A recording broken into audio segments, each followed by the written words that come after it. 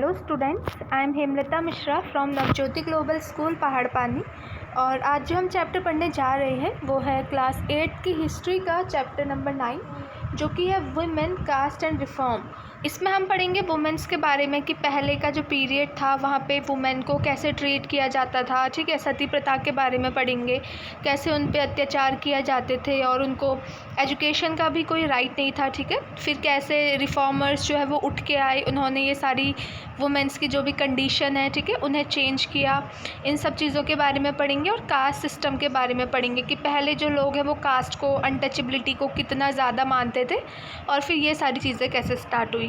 उसको चेंज जो रिफॉर्मर्स होते हैं, जो लोग सोसाइटी में चेंज लाना चाहते हैं, ठीक है। तो वुमेन के टूवर्ड्स और कास्ट सिस्टम के टूवर्ड्स जो चेंजेस आए थे, ठीक है, वो सारी चीज़ें हम इस चैप्टर में पढ़ेंगे। तो चलिए चैप्टर स्टार्ट करते हैं। Have you ever thought of how children lived about 200 years ago. तो आपने क्या कभी सोचा है कि आज तो आप रह रहे हैं, ठीक है, लेकिन आज से 200 साल पहले भी तो बच्चे होंगे।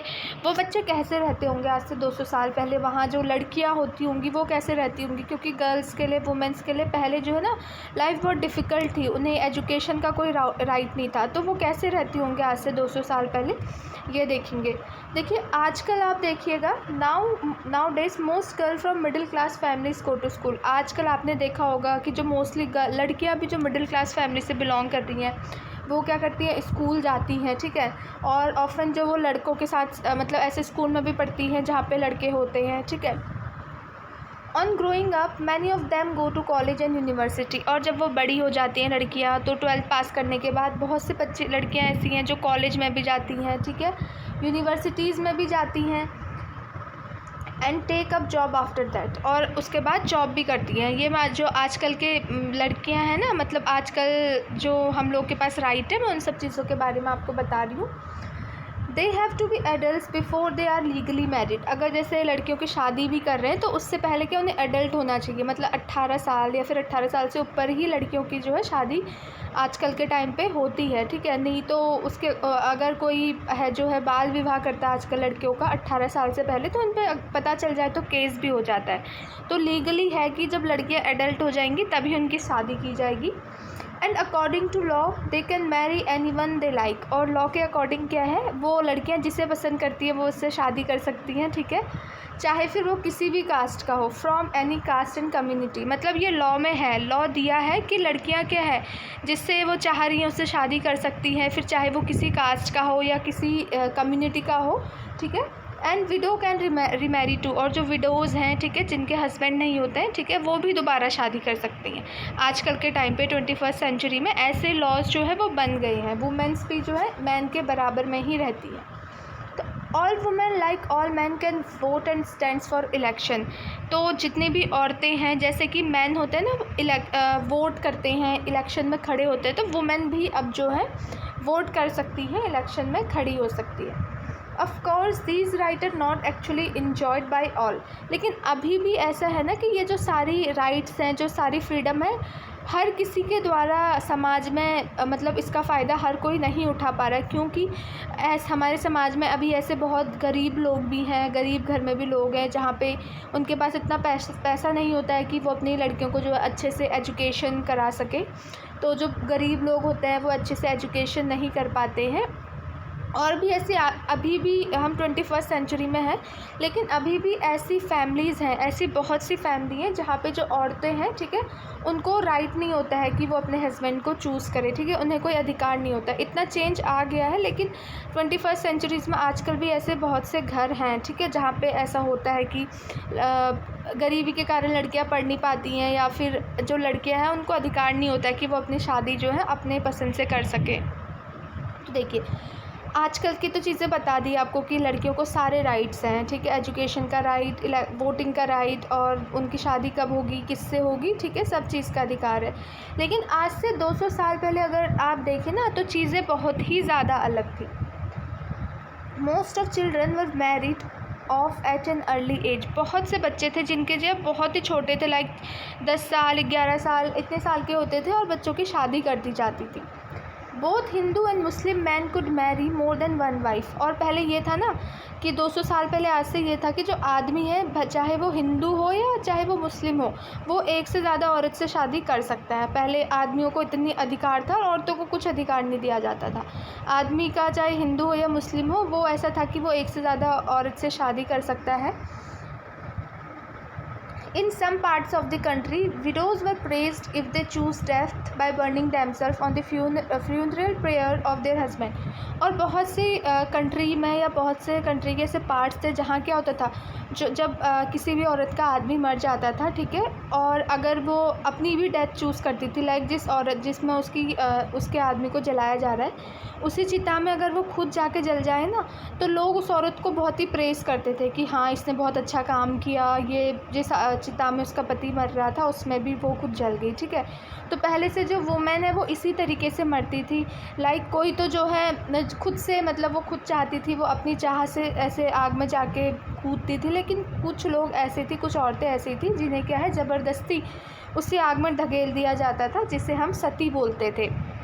मतलब मोस्टली पहले वुमेंस के साथ ऐसा होता था कि अगर किसी औरत का जो है हस्बैंड मर जाता है, ठीक है, उसकी डेथ हो जाती है, तो फिर लोग बोलते थे कि उस औरत को जीने का कोई अधिकार नहीं है, बिना आदमी के वो अपने हस्बैंड के वो कुछ नहीं कर सकती है, ठीक है। तो बोलते थे कि उस औरत को भी उसी अग्नि में जिसमें उसके जिसमें उसमें पति जल रहा है, उसी में उसको कूद के मर जाना चाहिए, ठीक है। तो ये बहुत ही ज़्यादा जो है बुरी चीज़ थी पहले के टाइम पे। So women right to property were also restricted. और जो वुमेन्स थी ना, और उनकी प्रॉपर्टी थी उस पर भी कोई अधिकार नहीं था, जो आदमी थे उनका ही अधिकार था। Beside most women had virtually no access to education. और वुमेन जो है उनका क्या था, एजुकेशन के लिए भी कोई एक्सेस नहीं था, वो पढ़ाई लिखाई भी नहीं कर सकती थी। In many parts of the country, people believe that if a woman was educated, she would become a widow। और अंधविश्वास देखो, पहले के लोग ऐसे थे कि वो लोग सोचते थे कि बहुत से कंट्री में ऐसे पार्ट थे जहाँ लोग सोचते थे कि अगर कोई औरत क्या है वो पढ़ लिख लेगी, ठीक है, तो वो विधवा बन जाएगी। मतलब ऐसे तक लोग सोचते थे कि अगर किसी औरत को पढ़ाई लिखाई करा दें तो वो विडो बन जाएगी, ठीक है, वो ऐसा सोचते थे। तो जो ये मैन और वुमेन के बीच में डिफरेंसेस था वो बहुत ही ज़्यादा था। और सिर्फ एक ही डिफरेंस नहीं था, मैन और वुमेन के ही बीच में डिफरेंस नहीं था, बहुत से डिफरेंस थे जो पहले के टाइम होते थे, जैसे कि अपर कास्ट, लोअर कास्ट। तो इसके अलावा भी बहुत से डिफरेंस थे, जैसे कि क्या था ना, in most region people were divided along line of caste. तो बहुत से रीज़न ऐसे थे जहाँ पे लोग क्या है कास्ट से डिवाइडेड थे। जैसे कि जो ब्राह्मण और क्षत्रिय थे ना, वो खुद से बोलते थे कि हम अपर कास्ट के हैं। जैसे कि जो Brahmin and Kshatriya consider themselves as a upper caste. तो ब्राह्मण और क्षत्रिय जो ठाकुर लोग होते हैं, ठीक है, वो लोग बोलते थे कि हम लोग अपर कास्ट से हैं, हम ऊंची जाति से हैं। और इसमें और ठीक है, फिर और जो ट्रेडर्स और मनी लैंडर्स थे जो कि व्यापार करते थे, ठीक है, या फिर मनी लैंडर्स थे जिनसे लोग उधार लेते थे, उनको क्या बोलते थे, उन्हें वैश्य बोलते थे, ठीक है। मतलब ब्राह्मण और क्षत्रिय के बाद इनको प्लेस किया गया था। सबसे पहला जो जाति थी ब्राह्मण आती थी, फिर क्षत्रिय, फिर तीसरा था वैश्य, जो कि मनी लैंडर और ट्रेडर्स हुआ करते थे, ठीक है। फिर उसके बाद क्या आया, Then come peasant and artisans such as weavers and potters referred to as Shudras.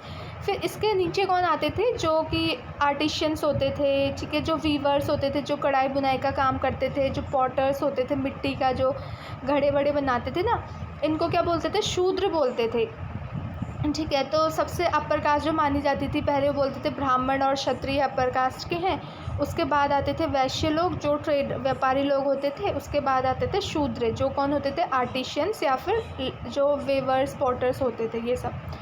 और जो सबसे नीचे जाति का, तो ये लोग उनको मानते थे ना, जैसे कि जो गाँव में या फिर शहरों में जो गंदगी साफ़ करते हैं, जैसे गाँव की शहरों की सड़कें ख़राब हो गई उसे साफ़ करना, जो नालियाँ साफ़ करते हैं, ठीक है, गटर की सफाई करते हैं, जो ये लोग सारी चीज़ें, जिसको कि जो अपर कास्ट के लोग थे ना, वो पॉल्यूटिंग मानते थे कि नाली की सफाई करना, गटर की सफाई करना, ये सारी चीज़ें क्या पॉल्यूटिंग है, ये चीज़ें ख़राब है। तो जो लेबर ये सारे काम करते थे शहरों और गाँव में, उन्हें क्या बोलते थे ये लोग, बहुत ही उनका जो कास्ट स्टेटस है बोलते थे बहुत ही लो है, बहुत ही नीचे इनका कास्ट स्टेटस है।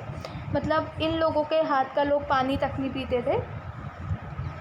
So the upper caste also treated many of these groups at the bottom as untouchable. So जो upper caste के लोग थे, जैसे कि ब्राह्मण और जो क्षत्रिय लोग थे, वो बोलते थे कि जो ये ग्रुप है ऐसे लोगों का जो साफ़ सफाई करते हैं, ऐसे शहरों में नालियाँ साफ़ करते हैं, उन्हें ये लोग अनटचेबल बोलते थे, ठीक है। उन छुआछूत मानते थे कि इनको छूना नहीं चाहिए, इनके हाथ का खाना नहीं चाहिए, ठीक है।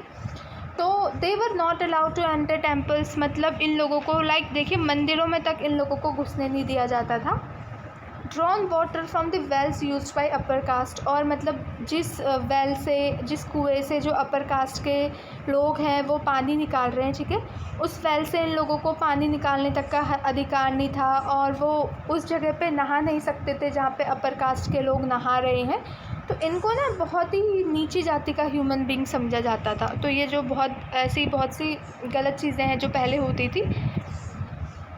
तो over the 19th and 20th century many of these norms and perceptions slowly changed। फिर 19th और 20th सेंचुरी में क्या हुआ, ये बहुत सारी जो चीज़ें हैं कास्ट को लेके हो गया या विमेन एजुकेशन को लेके हो गया, ये सारी चीज़ें जो है ना चेंज हुई, धीरे धीरे चेंज हुई। तो चलिए देखते हैं कैसे ये सारी चेंज हुई चीज़ें। तो वर्किंग टूवर्ड चेंज, तो बहुत से लोग थे जो उठ के आए, जिन्होंने इस चेंज पे काम करना स्टार्ट किया, ठीक है, ये सारी चीज़ें हटाना स्टार्ट की। तो उनके बारे में पढ़ेंगे हम। So from the early 19th century, we find debates and discussion about social customs and practices taking on a new character। तो 19th सेंचुरी के स्टार्टिंग से ही इन सारी जो सोशल कस्टम्स थे, जो ये प्रैक्टिसेस, जो ये चीज़ें कास्ट वास्ट की चीज़ें थी, इन पे बहुत सी डिबेट होने भी लग गई थी। बोल रहे थे वो लोग कि इसे चेंज करो। 19th सेंचुरी से ही मतलब इस पे जो है वाद विवाद होने लग गए थे लोगों के। और जो कि बहुत ही इम्पॉर्टेंट रीज़न था कि इस पे वाद विवाद हो रहे हैं, वो था कम्युनिकेशन का। कम्युनिकेशन मतलब होता है कि हम कैसे अपना मैसेज दूसरे तक जो है कन्वे कर रहे हैं, पहुंचा रहे हैं। तो कम्युनिकेशन बहुत ज़्यादा डेवलप हुआ था 19th सेंचुरी में, ठीक है। तो इसके वजह से भी ये वाद विवाद जो है बहुत उठे थे। जैसे कि पहली टाइम जो है बुक्स हुई थी, बुक्स आई थी, न्यूज़पेपर आए थे, मैगज़ीन्स आए थे, ये सारी चीज़ें प्रिंट हुए थे। और जो ये बुक्स, न्यूज़पेपर, ये सारी चीज़ें थी ना, ये बहुत ही सस्ती थी उसके कंपैरिजन में, मैन्यूस्क्रिप्ट के कंपैरिजन में। मैन्यूस्क्रिप्ट हम देखते थे ना, जो पुराने ज़माने के लोग हाथों से लिखे रहते थे, तो उसके कंपैरिजन में ये जो सारी चीज़ें थी बहुत सस्ती थी। So therefore ordinary people could read this and many of them could also right and express their ideas in their own language. तो ये इतनी सस्ती थी, जो ऑर्डिनरी लोग थे वहाँ के रहने वाले, वो भी इनको पढ़ सकते थे। और बहुत से लोग ऐसे थे जो अपनी आइडियाज़ भी एक्सप्रेस करते थे कि ऐसा होना चाहिए, ऐसा नहीं होना चाहिए, अपनी खुद की लैंग्वेज में। जैसे कि जो आइडियाज़ थे सोशली हो गया, पॉलिटिकली हो गया, इकोनॉमिकली हो गया, रिलीजियस हो गया, ये सारी चीज़ें वो लिखते थे। फिर ये सारी चीज़ें कौन है, मैन और कभी कभी वुमेन भी इसके ऊपर बातचीत करते थे नए शहरों में, ठीक है। So the discussions could reach out to a wider public and could become linked to movement for social change। अब डिस्कशन इतना ज़्यादा हुआ, बहुत ज़्यादा डिस्कशन हुआ, ठीक है, बहुत सारी जगह ये फैल गया डिस्कशन।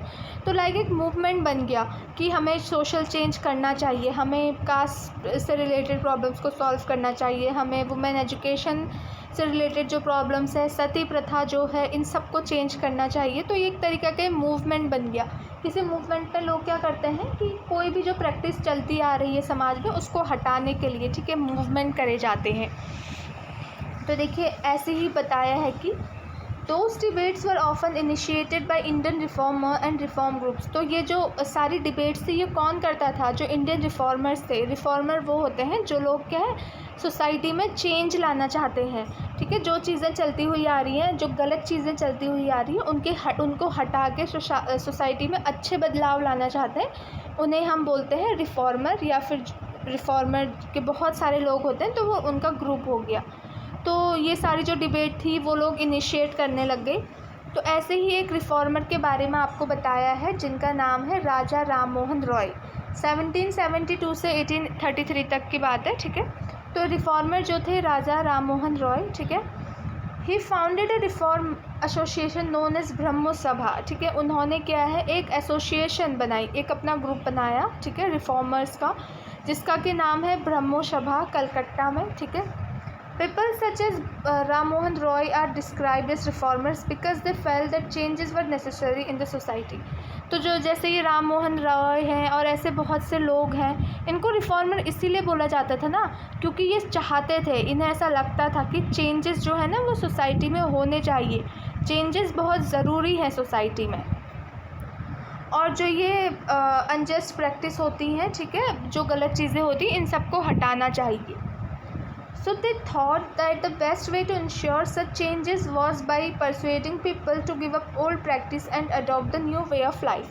तो उनका ये मानना था ना कि सबसे अच्छा तरीका चेंज लाने का ये है कि हम जो लोग हैं ना, लोग से बोलें कि जो ये ओल्ड प्रैक्टिस चलती हुई आ रही हैं, जो ये कास्ट सिस्टम, सती प्रथा, ये जो भी प्रैक्टिसेस चलती हुई आ रही है, इन सबको छोड़ो, इन सबको हटाओ और जीने का एक नया तरीका देखो, न्यू वे ऑफ लाइफ जो है उसे अपनाओ, तभी जो है सोसाइटी में चेंज आ सकता है. तो देखिए राम मोहन रॉय ने क्या करा था. Ram Mohan Roy was keen to spread the knowledge of Western education in the country and bring about greater freedom and equality for women. तो राम मोहन रॉय थे ना, वो चाहते थे कि जो वेस्टर्न एजुकेशन होती है, जो ब्रिटिशर्स लोग हैं वहाँ की जो एजुकेशन होती है, वो एजुकेशन हमारी कंट्री में आनी चाहिए, ठीक है, और कंट्री में जो है कि फ्रीडम होना चाहिए, सबको अपनी ज़िंदगी जीने का हक होना चाहिए, और जो मैन और वुमेन है वो इक्वल होना चाहिए. वुमेन को जितनी फ्रीडम मैन को दी जा रही है उतनी फ्रीडम औरतों को भी दी जानी चाहिए. ये सारी चीज़ें जो है राजा राम मोहन रॉय चाहते थे कि समाज में आए. तो ही wrote about the way women were forced to bear the burden of domestic work, confined to the home and the kitchen, and not allowed to move out and become educated. तो उन्होंने इन सब चीज़ों के बारे में लिखा भी था कि पहले के टाइम पे जो है कैसे औरतों को ज़बरदस्ती घर के काम किए जाते थे, ठीक है, उनको घर तक ही सीमित रखा जाता था, घर के किचन तक ही सीमित रखा जाता था. मतलब घर के ऐसा लोग मानते थे ना कि जो औरतें हैं वो घर के काम काजों के लिए ही बनी है. तो उन्होंने ये सारी चीज़ें लिखी थी कि कैसा औरतों के साथ बिहेव होता था, और जो औरतें हैं उनको कहीं घर से बाहर भी नहीं जाने दिया जाता था, और एजुकेटेड तो उन्हें बिल्कुल ही नहीं बनाया जाता था, पढ़ाया लिखाया तो उन्हें जाता ही नहीं था, क्योंकि ऊपर मैंने बताया ना कि पहले के लोग हैं वो ऐसा सोचते थे अगर लड़की पढ़ लेगी तो विडो बन जाएगी, वो विधवा बन जाएगी, ठीक है. तो changing the lifes of widow, जो राजा राम मोहन ने सबसे बड़ा उन्होंने सोसाइटी में जो चेंज किया था वो किया था विडोज़ के लिए, जो विधवा औरत होती हैं जिनका हस्बैंड नहीं होता है, ठीक है, उनके लिए उन्होंने बहुत बड़ा चेंज किया था सोसाइटी में. तो देखते हैं क्या चेंज उन्होंने किया था.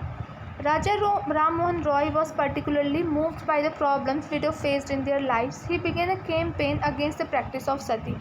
तो राजा राम मोहन ने देखा कि देश में जो औरतें हैं, विधवा औरतें हैं, वो कितनी ज़्यादा प्रॉब्लम्स फेस कर रही हैं, कैसे वो अपनी ज़िंदगी जो है गुजार रही हैं. तो उन्होंने एक कैंपेन भी रखा था कि जो ये सती है ना, जो सती प्रथा जिसमें मैंने आपको बताया था कि जिसमें अगर किसी का पति मर गया तो उसमें ही ज़िंदा औरत उसमें जो जल के मर जाती थी. तो इसके ख़िलाफ़ भी, जो सती प्रथा है इसके ख़िलाफ़ भी उन्होंने क्या है कैंपेन उठाया. तो राम मोहन रॉय जो थे ना वो बहुत ही अच्छे थे इंग्लिश, उन्हें काफ़ी लैंग्वेजेस आती थी, इंग्लिश, पर्शियन, इंडियन और बहुत सी यूरोपियन लैंग्वेजेस उन्हें आती थी.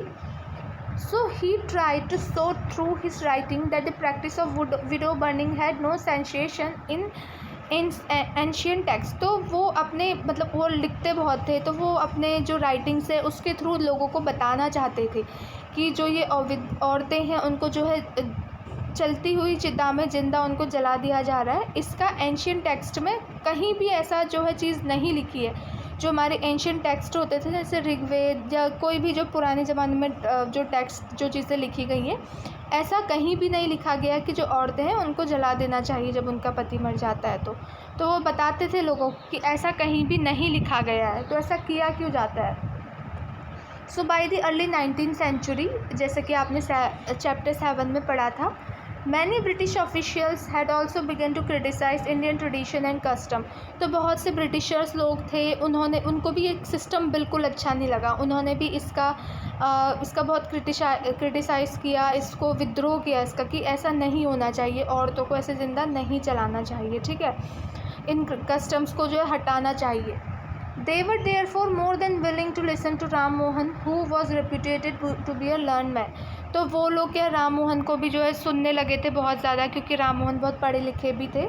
तो ऐसे राम मोहन की ही हेल्प से जो है 1829 में जो है सती प्रथा वो बैन हुई थी। ठीक है, तो 1829 में कब 1829 में राजा राम मोहन रॉय ने जो है उनकी हेल्प से क्या हुई थी, सती प्रथा जो है फिर बैन हो गई थी। ठीक है, कंट्री से। तो फिर जो the strategy adopted by Ram Mohan Roy was used by later reformers as well. तो राम मोहन रॉय के अलावा और भी रिफॉर्मर्स थे जो कंट्री में थे, जो सोसाइटी में चेंज चाहते थे। तो जैसी स्ट्रेटजी इन्होंने अडॉप्ट की थी, जैसा तरीका इन्होंने अपनाया था चेंज लाने का, तो और भी रिफॉर्मर्स ऐसे थे जिन्होंने चाहा कि और चेंज आना चाहिए सोसाइटी में। Whenever they wish to challenge a practice that seemed harmful, they try to find a verse or sentence in the ancient scarred text, ठीक है, that supported their point of view। अब देखिए, क्यों जैसे राम मोहन रॉय ने किया था ना कि उन्होंने एंशियंट जो टेक्स्ट थे, पुरानी किताबें थी, उससे दिखाया था लोगों को कि ऐसी प्रथा देखिए, ऐसा कहीं भी नहीं लिखा गया है कि ऐसे सती प्रथा होनी चाहिए। तो बहुत से लोग हैं जो रिफॉर्मर, जो सोसाइटी में चेंज आता था, चेंज लाना चाहते थे, उन्हें भी जब कोई चीज़ लगता था कि हाँ ऐसी चीज़ नहीं होना चाहिए, तो वो भी जो है एंशियंट टेक्स्ट थे, जो वेद पुराण जहाँ भी ये सारी चीज़ें लिखी जाती थी, वहाँ देखते थे और देखते थे कि ऐसी चीज़ तो वहाँ कहीं लिखी नहीं गई है, जो ये गलत चीज़ हो रही है, ये चीज़ तो वहाँ लिखी नहीं गई है। जिससे क्या होता था, जो भी वो बात रखना चाह रहे हैं उसको सपोर्ट मिलता था कि ऐसा कहीं लिखा नहीं गया, तो ऐसा हो क्यों रहा है। तो बहुत सारे रूलर्स ने ये स्ट्रेटजी अपनाई, वो ऐसा करने लगे। ठीक है, फिर then they suggested that the practice at it existed at present was against early tradition. तो वो ये भी बताते थे कि जो चीज़ें हम अभी कर रहे हैं, ये अर्ली ट्रेडिशन जो था, पहले जो ट्रेडिशन चलता था वहाँ पे तो थी नहीं ऐसी चीज़ें, तो ये सारी चीज़ें इसके अगेंस्ट है, ये लोगों ने ही ये सारी चीज़ें बनाई हैं, जबकि कहीं पहले के लोग ऐसा कुछ नहीं करते थे और ऐसा कहीं टेक्स्ट में लिखा भी नहीं गया है। ठीक है, यहाँ पे जो आपको इमेज दिखाई गई है, इसमें हुक स्विंगिंग फेस्टिवल है। जो दलित लोग होते थे उनको क्या है, लटका दिया जाता था, लाइक उनकी स्किन में हुक अटका के जो है उन्हें स्विंग कराया जाता था। ठीक है, तो ये कितनी गलत बात है, आप देख सकते हैं। तो देखिए ना, यहाँ पे आपको बताया है कि दो ऐसे लोग बताए हैं, एक तो वो लोग थे जो सती प्रथा को सपोर्ट कर रहे थे, एक वो लोग थे जो सती प्रथा को सपोर्ट नहीं करते थे। ठीक है, तो जो सती प्रथा को सपोर्ट करते थे, देखिए उन्होंने क्या बोला है कि women are by nature of inferior understanding without resolution unworthy of trust. वो बोलते थे कि वुमेन जो है नेचर से ही वो नीचे जाति की होती, मतलब वो इन्फीरियर होती हैं, उन्हें किसी भी चीज़ को समझने की उनके पास दिमाग नहीं होता है, और उन पे क्या है, वो ट्रस्ट करने के भी लायक नहीं है। और बहुत से लोग तो ऐसे बोलते थे कि अगर जो वुमेन है उसका हस्बैंड मर जाएगा तो फिर वुमेन कैसे अपनी ज़िंदगी चलाएगी, क्योंकि उसके पास तो दिमाग ही नहीं है, वो तो कुछ कर ही नहीं सकती है, तो अपने पति के साथ उसको भी मर जाना चाहिए। जो सती के सपोर्ट करते थे वो ऐसा बोलते थे, जो कि बिल्कुल गलत है। ठीक है, तो जो अपोनेंट ऑफ सती, जो सती के ख़िलाफ़ थे, वो लोग ये बोलते थे कि जब तुम औरतों को अपॉर्चुनिटी दे ही नहीं रहे हो, जब तुम उनको एजुकेशन पढ़ा ही नहीं रहे हो, तो वो कैसे बताओ, अगर तुम किसी चीज़ को किसी भी इंसान को तुम एजुकेशन नहीं दोगे तो फिर कैसे उसे चीज़ें आएंगी, कैसी उनकी जो है अंडरस्टैंडिंग बनेगी। तो वो लोग यही कहते थे कि औरतों को इन्फीरियर मत समझो, उनको इसके बजाय क्यों एजुकेट करो, उनको एजुकेशन दो, जिससे कि क्या होगा, उनकी अंडरस्टैंडिंग भी बढ़ेगी। ठीक है, तो जो सती के ख़िलाफ़ थे वो ये बोलते थे। तो देखिए, for instance one of the most famous reformers Ishwara Chandra Vidyasagar use the ancient text to suggest that widows could remarry. अब देखिए, एक ऐसे ही जैसे हमने अभी ऊपर पढ़ा था रिफॉर्मर के बारे में, तो राजा राम मोहन रॉय, तो ऐसे ही एक और उन्होंने क्या करा, सती प्रथा को बैन कराया। तो ऐसे ही एक रिफॉर्मर आए, ईश्वरा चंद्र विद्यासागर, जिन्होंने भी एंशियंट, उन्होंने भी जो ये पुराने जो चीज़ें होते थे, वेद, इन सब में जो चीज़ें लिखी जाती थी, उसका सहारा लिया और उनसे बोला कि यहाँ चीज़ों में भी ऐसा लिखा है कि जो विडोज़ हैं वो दोबारा शादी कर सकती हैं, उनको राइट है दोबारा शादी करने का। His suggestion was adopted by British official and a law was passed in 1856 permitting widow remarriage. तो इनका जो सजेशन था, जो इन्होंने सजेस्ट किया था कि विडो मैरिज कर सकती हैं दोबारे, तो ये ब्रिटिश जो ऑफिशियल्स थे उन्होंने भी इस चीज़ को माना और फिर एक लॉ पास हुआ था 1856 में, जिसमें कि विडो की रीमैरिज का परमिशन उन्हें मिल गई थी। कि 1856 में क्या हुआ था, लॉ पास हुआ था जिसके अकॉर्डिंग जो विडोज़ हैं वो दोबारा शादी कर सकती हैं। Those who were against the remarriage of widows opposed Vidyasagar and even boycotted him। और ऐसे भी बहुत से लोग थे जो इसके लॉ के ख़िलाफ़ थे कि विडोज़ को शादी नहीं करनी चाहिए है, तो उन्होंने क्या करा, विद्यासागर का अपोज़ किया और उनको बाइकॉट भी कर दिया, उनको एकदम से रोक दिया। So by the second half of the 19th century, the movement in favor of widow remarriage spread to the other part of the country। तो second half of 19th century में क्या हुआ था, जो ये मूवमेंट था ना जिसमें जो विडोज़ हैं वो दोबारा शादी कर सकती हैं, ये बहुत सी जगह जो ये फैल गई थी ये चीज़।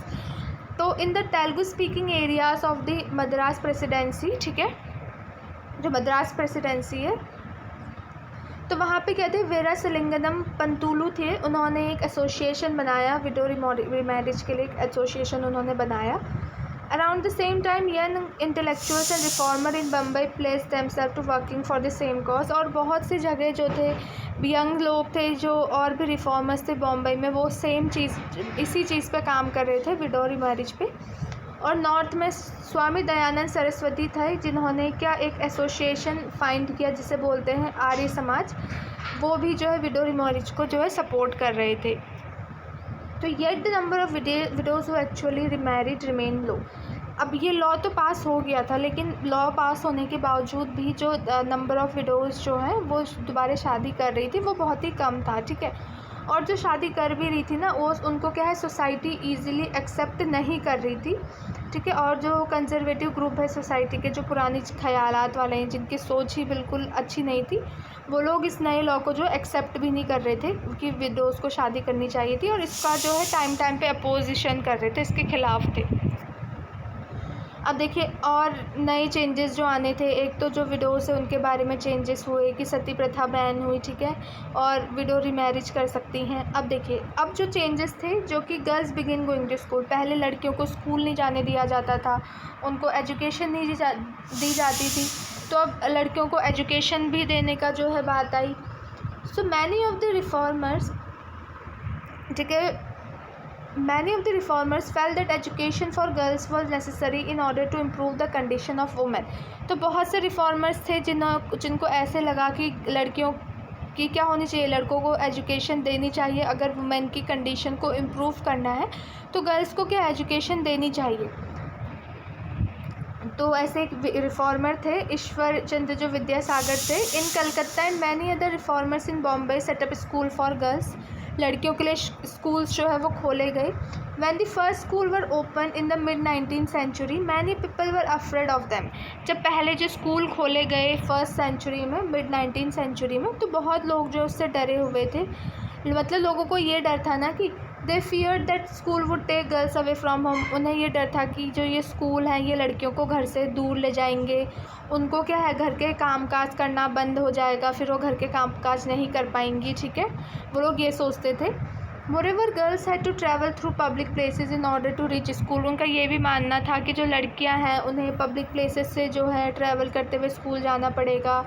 और बहुत से लोग थे कि अगर हम लड़कियों को पढ़ा रहे हैं तो हम उन्हें करप्ट कर रहे हैं, उनका ये सब मानना था। तो मतलब स्कूल खुलने के बाद भी बहुत सी प्रॉब्लम्स जो है सामने आई कि लड़कियों को घर से बाहर जाना पड़ेगा, वो घर के कामकाज छोड़ के बाहर जाना पड़ेगा, ठीक है। तो वो लोग ये मानते थे कि जो गर्ल्स हैं उनको पब्लिक स्पेसेस से दूर ही रहना चाहिए।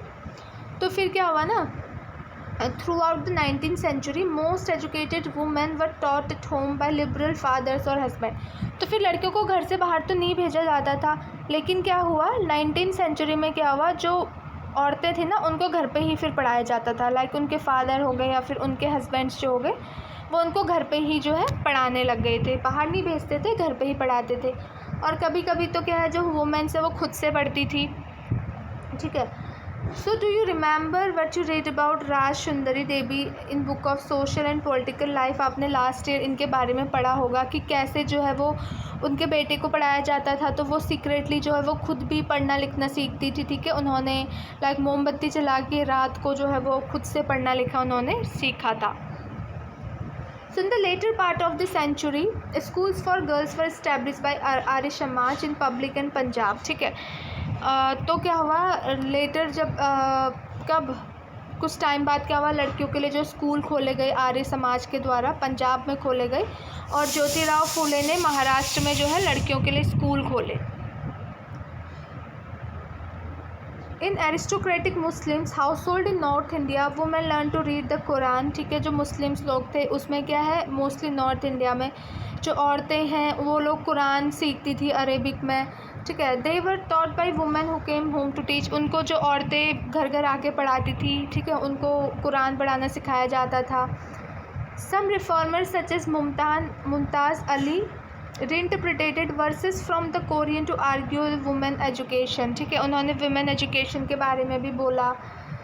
The first Urdu novels began to be written from the late 19th century, जो पहली उर्दू नावल लिखी गई थी 19th century लास्ट में 19th century के लिखी गई थी। Amongst other things, these were meant to encourage women to read about religion and domestic management in a language they could understand. और इसमें जो ऐसी चीज़ें लिखी गई थी जिससे कि जो औरतें हैं वो रिलीजन के बारे में पढ़ें, डोमेस्टिक लैंग्वेज ऐसे लैंग्वेज में लिखी थी कि जो उन्हें समझ में आ जाए। तो वुमेन राइट अबाउट वुमेन, तो अब कुछ टाइम बाद जो औरतें हैं उन्होंने ही क्या औरतों के बारे में लिखना शुरू किया। So from the early 20th century, Muslim women like Begums of Bhopal played a notable role in promoting education among women. तो अर्ली 20th सेंचुरी में क्या हुआ, एक मुस्लिम वुमेन जैसे कि जो बेगम ऑफ भोपाल थी उनका बहुत एक इम्पॉर्टेंट रोल उन्होंने प्ले किया था। लाइक उन्होंने बोला था कि जो एजुकेशन है वो वुमेन को मिलनी चाहिए, उन्होंने इसको प्रमोट भी किया था एजुकेशन वुमेन के लिए। So they founded a primary school for girls at Aligarh, तो उन्होंने एक प्राइमरी स्कूल बनाया लड़कियों के लिए अलीगढ़ में। और भी रिमार्केबल वुमेन थी जैसे कि बेगम रुकैया हो गई, सकफत हुसैन हो गए, जिन्होंने क्या है मुस्लिम लड़कियों के लिए स्कूल बनाया था पटना और कलकत्ता में, ठीक है। She was a fearless critic of conservative ideas, arguing that religious leader of every faith accorded an inferior place to women, ठीक है। वो एकदम फियरलेस, उन्हें किसी चीज़ का डर नहीं था।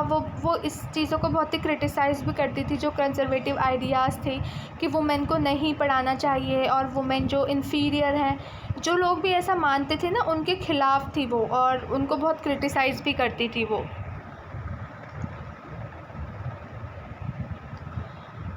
अब देखिए, by 1880s Indian women began to enter universities, some of them train to be doctor, some became teacher. तो 1880 में के टाइम पे क्या हुआ था, जो औरतें थी फिर वो यूनिवर्सिटीज़ में पढ़ने जाने लगी।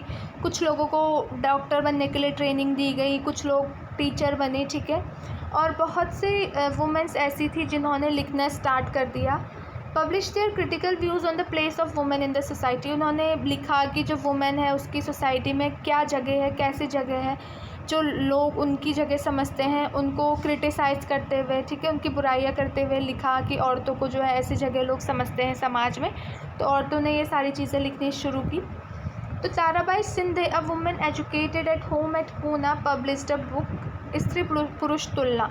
तो ताराबाई सिंधे एक वुमेन थी जो कि घर में ही जिन्होंने पढ़ा था पुणे में, उन्होंने एक बुक लिखी थी स्त्री पुरुष तुलना, जिसमें मतलब एक कंपैरिजन किया था मैन और वुमेन के बारे में, जिसमें उन्होंने ये क्रिटिसाइज़ करते हुए लिखा था कि कितने सोशल डिफरेंसेस होते हैं एक औरत और आदमी के बीच में।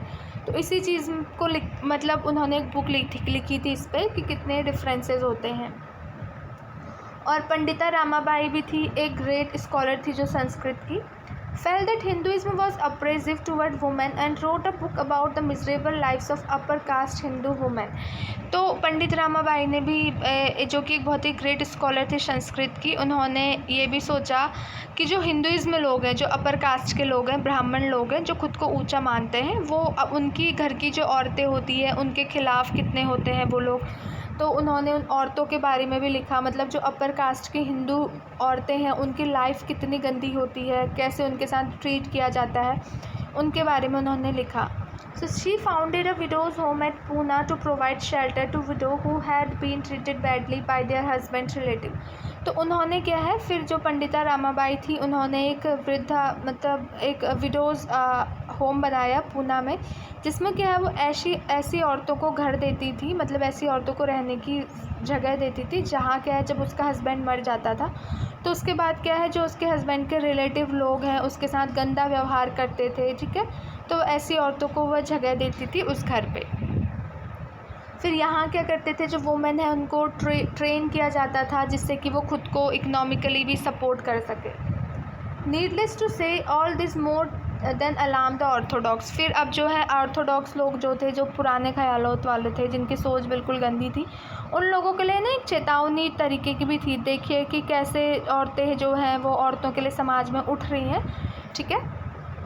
तो देखिए, for instance many Hindu nationalist fell that Hindu women were adopting western ways and that this would corrupt Hindu culture and erode family values. तो बहुत से ऐसे हिंदू नेशनलिस्ट थे जो मतलब ये सोचते थे कि जो हिंदू वुमेन है वो वेस्टर्न कल्चर को अडेप्ट कर रही है, तो जिसके वजह से क्या है उनका जो हिंदू कल्चर है, ठीक है, वो करप्ट हो रहा है, वो ख़राब हो रहा है और उनकी जो है घर जो है बर्बाद हो रही है, ठीक है। तो जो ऑर्थोडॉक्स मुस्लिम थे वो भी ये चेंजेस के ख़िलाफ़, उनको भी बहुत डर था। तो as you can see by the end of 19th century women themselves were actively working for reform. तो फिर आप देखेंगे कि 19th century के लास्ट में क्या हुआ था, जो वुमेन्स थी ना वो खुद ही चेंजेस लाने के लिए मतलब परफॉर्म कर रही थी। सोसाइटी में जो चेंजेस आने चाहिए वो भी उसमें एक्टिवली पार्टिसिपेट कर रही थी, वो भी रिफॉर्मर बन रही थी। जैसे कि वुमेन क्या कर रही थी, वो किताबें लिख रही थी, मैगज़ीन्स एडिटेड कर रही थी, उन्होंने स्कूल्स और ट्रेनिंग सेंटर भी बनाई लड़कियों के लिए और वुमेन एसोसिएशन बनाई, ठीक है, औरतों के लिए ही। और फिर अर्ली जब 20th century हुई ना, उस टाइम क्या हुआ, they perform political pressure group to push through the laws for women suffrage.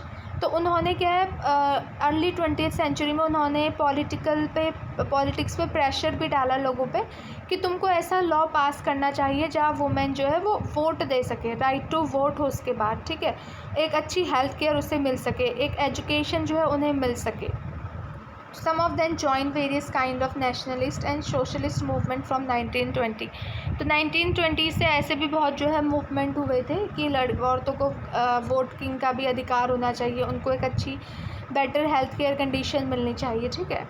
तो 20th century में क्या हुआ था, लीडर जैसे कि जवाहरलाल नेहरू हो गए, सुभाष चंद्र जो बोस हो गए, उन्होंने भी डिमांड की कि greater equality and freedom for women. उन्होंने भी इस चीज़ की डिमांड की कि औरतों को भी इक्वालिटी होनी चाहिए, उनकी भी अपनी फ्रीडम होनी चाहिए। So nationalist leader promise that there would be full suffrage for all women man and women after independence. तो मतलब उन्होंने जो नेशनलिस्ट लीडर थे उन्होंने इनको प्रॉमिस भी किया औरतों को कि उन्हें भी जो है मतलब जो क्या है वोट करने का उन्हें भी अधिकार होगा, ठीक है, इंडिपेंडेंट जब वो आज़ाद हो जाएंगे। क्योंकि उस 20th century के टाइम पे क्या है, ब्रिटिशर्स के ग़ुलाम थे ना, ब्रिटिशर्स के अंडर हम काम कर रहे थे। तो उन्होंने उनसे प्रॉमिस किया कि एक बार देश को आज़ाद होने दो, फिर तुम्हें हर चीज़ का अधिकार दिया जाएगा। और उन्होंने बोला तब तक जो वुमेन से उनसे बोला कि तब तक हमें जो है एंटी ब्रिटिश स्ट्रगल है, जो अंग्रेज़ों को अपनी कंट्री से भगाने की जो चीज़ें हो रही है उस पर ध्यान देना चाहिए, ठीक है, अधिकार तुम्हें बाद में मिल जाएगा। तो यहाँ पे देखिए लॉ अगेंस्ट चाइल्ड मैरिज भी दिखाया है कि पहले जो बच्चे थे छोटी एज में उनकी शादी हो जाती थी, ठीक है, तो इसके बारे में भी यहाँ पे जो है लॉ बनाया गया था चाइल्ड मैरिज के अगेंस्ट, ठीक है। इसमें क्या था कि पहले तो ये लॉ बना कि लाइक जो लड़का है 18 साल से नीचे और लड़कियों की 16 साल से नीचे जो है शादी नहीं हो सकती।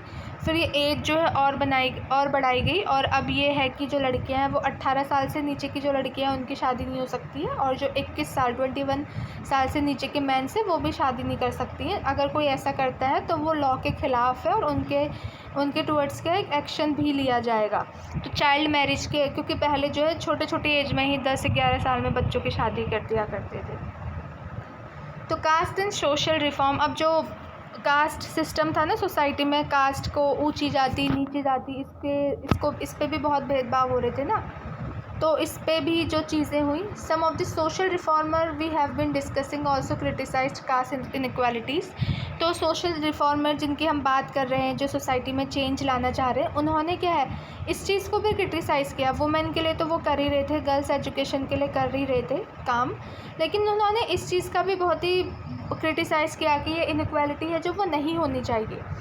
तो जो राम मोहन रॉय थे ना, उन्होंने जो ओल्ड बुद्धिस्ट टेक्स्ट था, जो बुद्धा गौतम बुद्ध थे, वो भी बोलते थे ना सारे धर्म इक्वल है, ऐसा नहीं होना चाहिए। तो उन्होंने जो है उनके ही एक टेक्स्ट को ट्रांसलेट किया कि मतलब जो ये कास्ट सिस्टम है ये गलत है।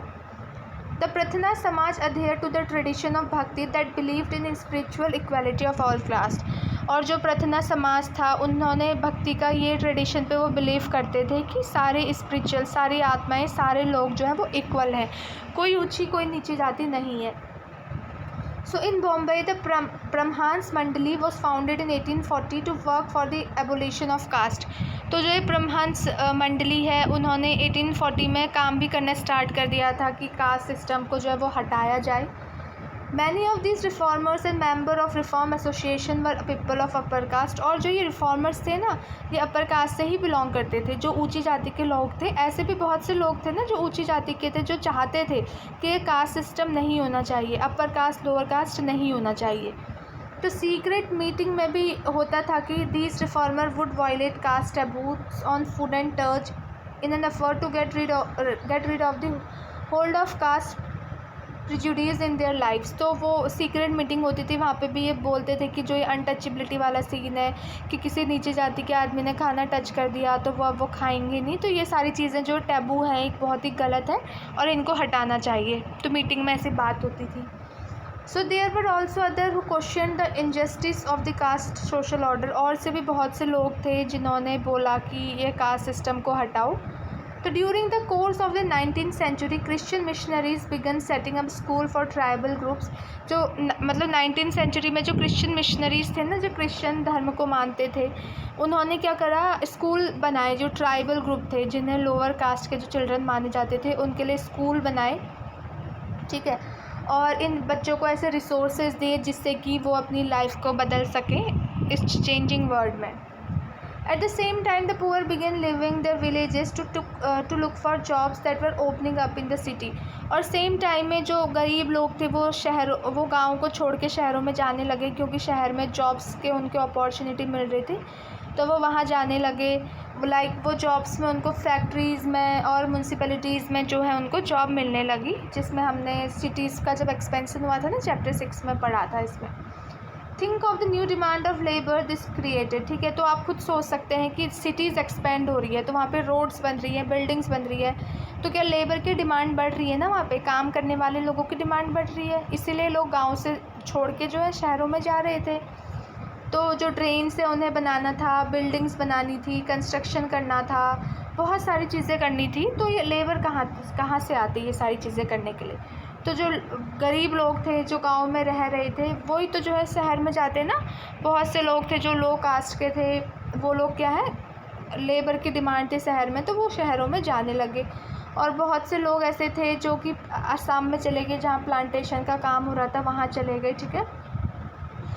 इस न्यू लोकेशन में काम करना उनके लिए डिफ़िकल्ट तो था, लेकिन but the poor the people from low caste saw this an opportunity to get away from the oppressive hold that upper caste in land owners exercise over their life and the daily humiliation they suffer. तो उनके लिए नई चीज़ें अपनाना थोड़ा difficult तो हो रहा था, नई जगह पे काम करना बहुत डिफ़िकल्ट हो रहा था, लेकिन जो वो गरीब लोग थे ना, जो लो कास्ट के लोग थे, उन्होंने इसको एज अ अपॉर्चुनिटी भी देखा। क्योंकि गांव में क्या था, जो अपर कास्ट के लोग थे उनको बहुत ही ज़्यादा ह्यूमिलेट, उनकी बहुत ही ज़्यादा बेइज्जती करते थे। तो मतलब उन लोगों ने सोचा कि हम शहर में आके काम कर लेंगे, उन गांव में उन लोगों की मतलब बेइज्जती सहने से, तो ये बहुत ही अच्छा है, ठीक है। तो और भी जॉब्स थी, जैसे कि आर्मी में जॉब थी, उसने भी अपॉर्चुनिटी दी। तो जो नंबर ऑफ़ महार पीपल थे जिनको कि अनटचेबल माना जाता था, ठीक है, उनको जॉब मिली महार रेजिमेंट में। और जो फादर थे BR अम्बेडकर, वो लीडर थे इस दलित मूवमेंट के, जो लीडर थे, उन्होंने इस आर्मी स्कूल में वो पढ़ाते थे। अब देखिए, demand for equality and justice. अब इक्वालिटी और जस्टिस के लिए डिमांड करने लगे। So gradually by the second half of the 19th century क्या हुआ, people from within the non-Brahmin caste began organizing movement against caste discrimination and demanded social equality and justice. तो like second half of 19th century में क्या था, जो लोग non ब्राह्मण group से थे, क्योंकि ब्राह्मण लोग तो जो है वो खुद को अपर कास्ट का मानते ही थे, वो अपर कास्ट में आते थे। जो नॉन ब्राह्मण लोग थे ना, उन्होंने बोला कि हमें इस कास्ट डिस्क्रिमिनेशन के अगेंस्ट मूवमेंट करना चाहिए, ये जाति जो भेदभाव है इसे हटाना चाहिए और सोशल इक्वालिटी के लिए डिमांड करना चाहिए और जस्टिस के लिए कि सारे लोग जो है वो इक्वल है। तो जो सतनामी मूवमेंट हुआ था सेंट्रल इंडिया में, जिसको क्या है घासीदास ने उन्होंने उठाया था, जो कि कहाँ काम करते थे, लेदर वर्कर थे जो, और उन्होंने इस मूवमेंट को उठाया था जिससे कि जो सोशल स्टेटस है वो इम्प्रूव हो।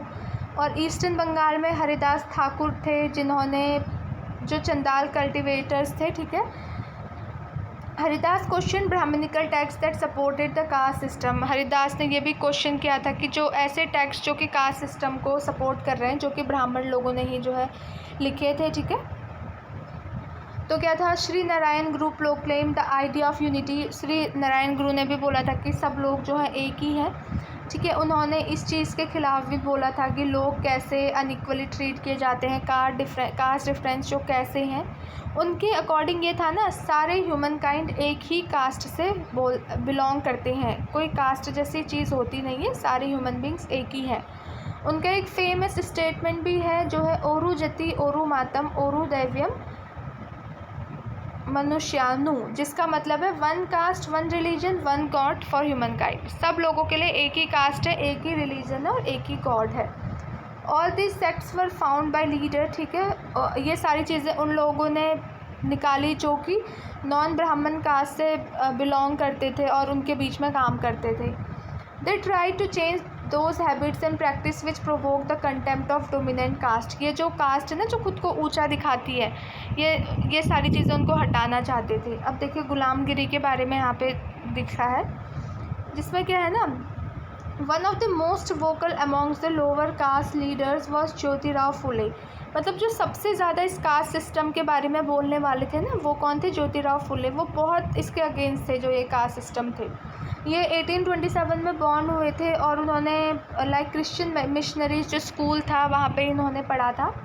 On growing up he developed his own ideas about the injustice of caste society. Like ये भी क्या है, छोटी कास्ट से ही बिलोंग करते थे ज्योतिराव फुले। तो जैसे जैसे वो ग्रो हुए ना, तो उनके अंदर भी एक आइडिया डेवलप हुआ कि कैसे जो है कास्ट सिस्टम हो रहा है, जो कि अच्छी चीज़ नहीं है, ठीक है। He set out to attack the Brahmin, claimed that they were superior to others since they were Aryan.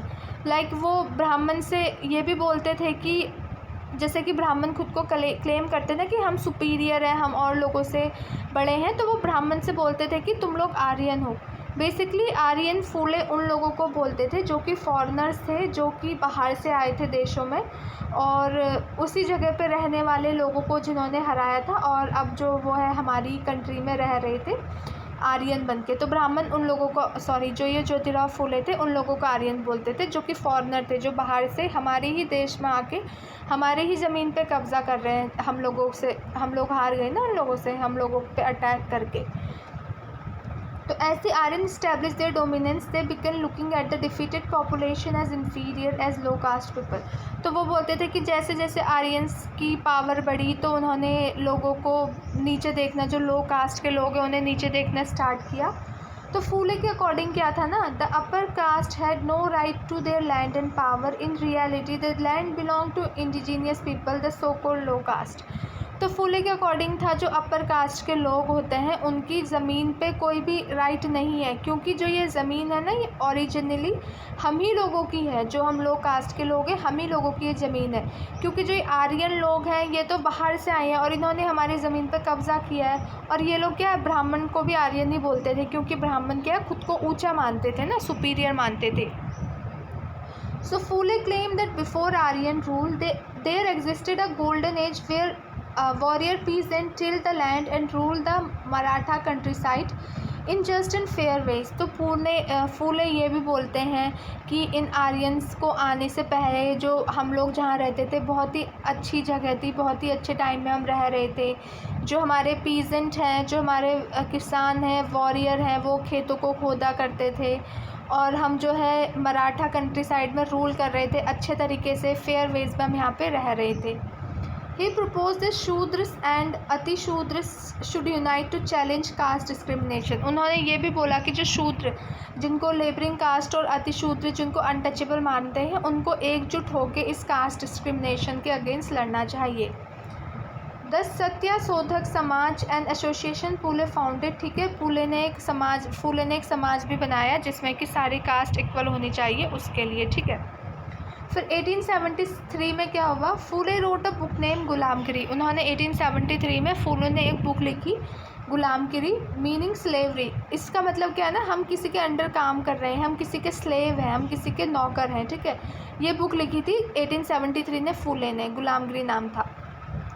10 साल पहले क्या था, इससे 10 साल पहले क्या था, the American civil war had been fought leading to the end of slavery in America. America में भी स्लेवरी थी, तो अमेरिकन के लोगों ने ये वॉर लड़ा था। मतलब अमेरिका में क्या होता था ना, जो ब्लैक अमेरिकन थे, जो जिनका रंग थोड़ा डार्क था, अमेरिका के लोग उनको स्लेव बना के रखते थे, अपना गुलाम बना के रखते थे। तो जो अमेरिकन लोग थे उन्होंने भी इसके खिलाफ लड़ाई लड़ी थी और जो ये स्लेवरी है इसको अमेरिका से हटाया था।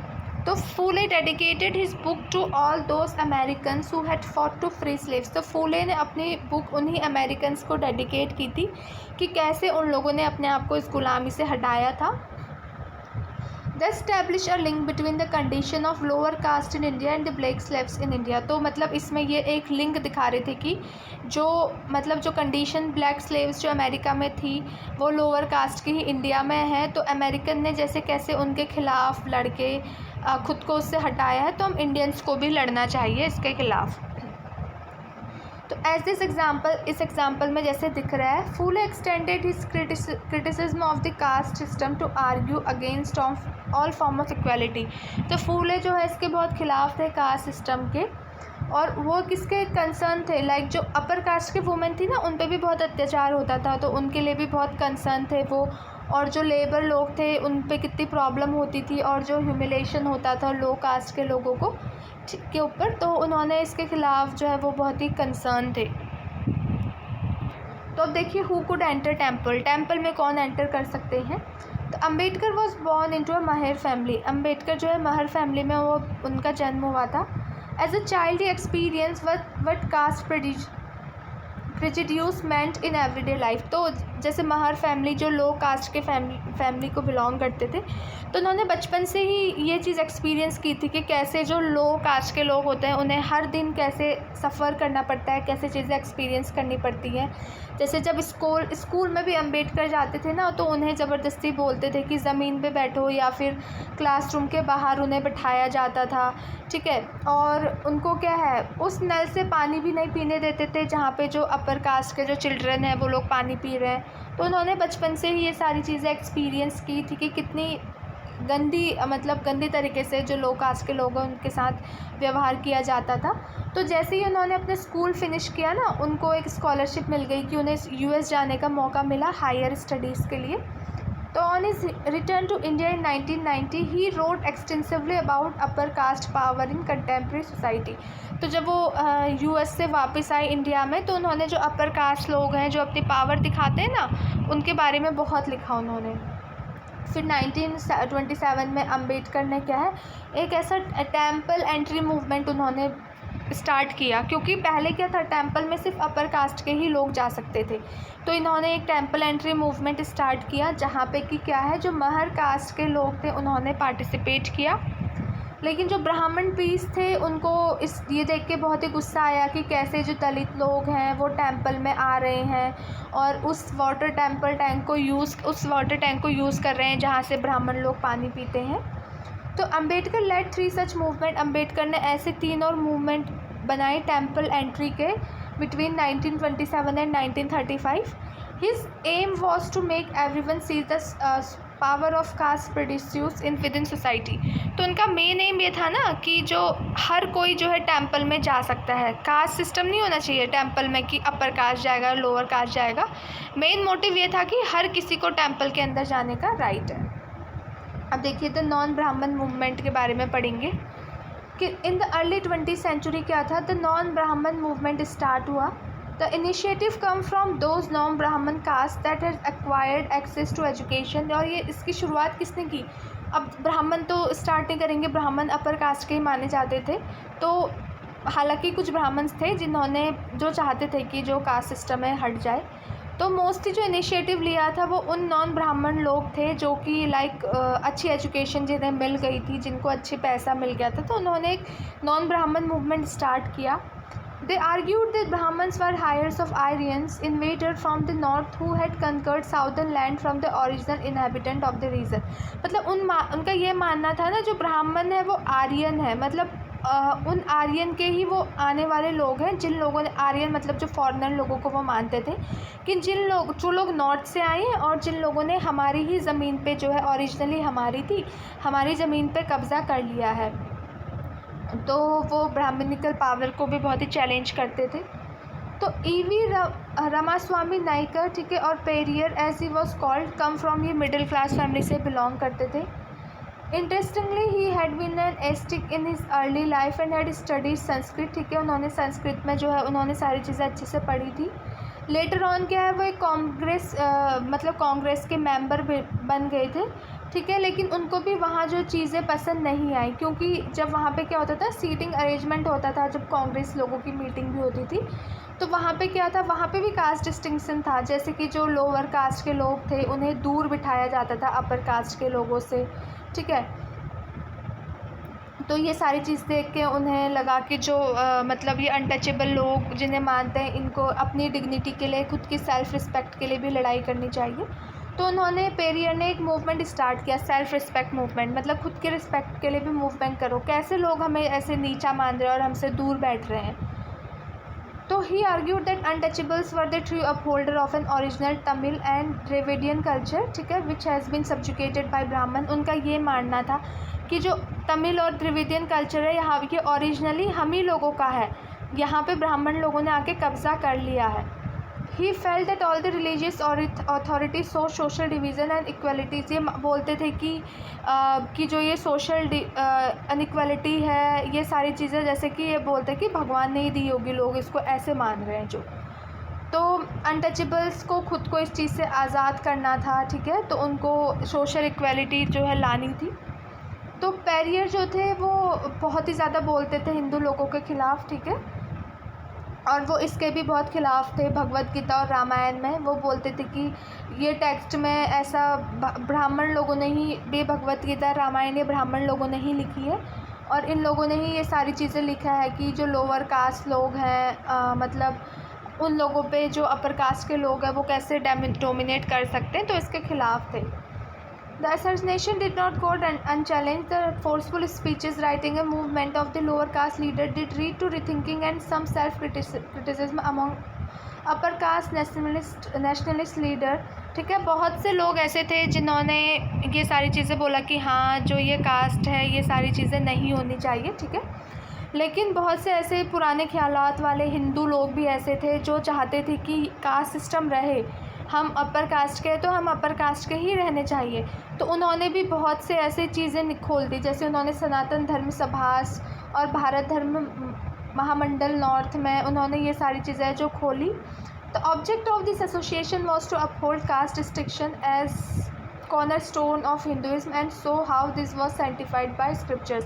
तो मतलब उन्होंने ये सारे ऑर्गेनाइजेशन इसलिए खोले थे ना, क्योंकि वो दिखाना चाहते थे कि कास्ट सिस्टम जो है ये होना चाहिए, अपर कास्ट और लोअर कास्ट जो है होना चाहिए। तो जो ये डिबेट्स हैं ये बहुत टाइम तक, कॉलोनियल पीरियड तक चली, और अभी भी जो है हमारे समाज में ये सारी चीज़ें चल रही हैं। तो यही सारी चीज़ें थी इस चैप्टर में कि कैसे औरतों का जो एजुकेशन, सती प्रथा, ये सारी चीज़ें हटी, रिफॉर्मर्स ने और वुमेंस की लाइफ में चेंजेस लाई, कास्ट सिस्टम को जो है काफ़ी हद तक अब कास्ट सिस्टम भी जो है हमारी कंट्री से ना हट गया है, ठीक है। और काफ़ी लोग हैं जो अभी भी बहुत से ऐसे बैकवर्ड एरिया हैं जहाँ पे ये सारी चीज़ें मानते हैं, बट बहुत सी जगह ऐसी हैं कंट्री में जहाँ से ये सारी चीज़ें जो है हट गई हैं। सो आई होप मैंने आपको जो भी चीज़ें समझाई हैं आपको समझ में आई होगी। So thank you so much.